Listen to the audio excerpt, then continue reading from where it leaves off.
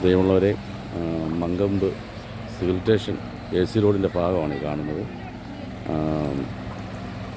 1000 കോടി മുടക്കി പുതുക്കി പണിത നമ്മുടെ റോഡാണ് ഈ കാണുന്നത്.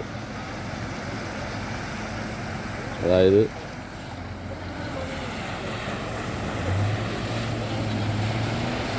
ആയിരം കോടി മുടക്കിയ റോഡാണ് ഈ കാണുന്നത്. മനുഷ്യർ ഇപ്പോഴും കഷ്ടപ്പെടുന്നു.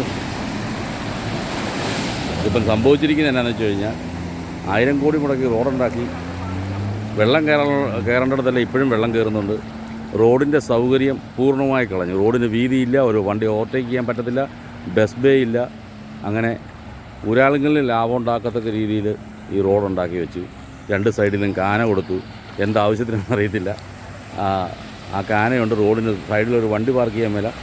എന്നാൽ വെള്ളം കയറാതിരിക്കുമെന്ന് വെച്ചപ്പോൾ തന്നെ വെള്ളവും കയറി. അതുകൊണ്ട് 1000 കോടി പൂർണ്ണമായിട്ടുണ്ട്. അങ്ങനെ ഊരാളുങ്കൽ നീലാൾ വാഴട്ടെ, കുട്ടനാട് ജനത വീണ്ടും ദുരിതത്തിൽ. ഇതാണ് നമ്മുടെ നാടിൻ്റെ അവസ്ഥ. മുടക്കിയ കാശ് എന്തിനു വേണ്ടി മുടക്കുന്നു, അതിനെ മേൽനോട്ടം വഹിക്കാൻ പോലും ഒരു മനുഷ്യനില്ല. അവർ വന്ന് അവരുടെ സൗകര്യത്തിന് എന്തൊക്കെയോ പണിതിട്ട് പോയി. അവരുടെ പണിയെക്കുറിച്ചല്ല ഞാൻ പറഞ്ഞത്.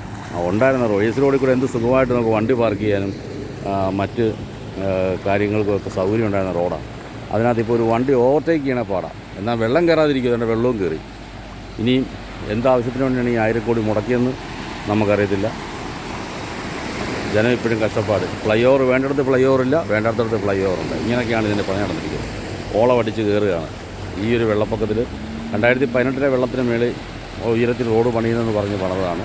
പക്ഷേ 2018 വെള്ളത്തിൻ്റെ പകുതി പോലും ആയില്ല. അതിന് മുന്നേ റോഡിൽ വെള്ളം കയറി. പക്ഷേ അതുപോട്ടെ, വെള്ളം കയറിയ റോഡിൻ്റെ സൗകര്യം പൂർണ്ണമായി കളഞ്ഞു. ആപ്പാടെ റോഡ് ഒരുമാതിരി പഞ്ചായത്ത് റോഡിൻ്റെ നിലവാരത്തിലേക്ക് റോഡ് കൊണ്ടു. റോഡിൻ്റെ ക്വാളിറ്റി അല്ല ഞാൻ പറഞ്ഞത്, റോഡിൻ്റെ വീതിയും മറ്റു കാര്യങ്ങളുമൊക്കെ. അത് വളരെ ദുരിതപൂർണമായൊരു കാര്യമാണ് ഇവിടെ നടന്നിരിക്കുന്നത്.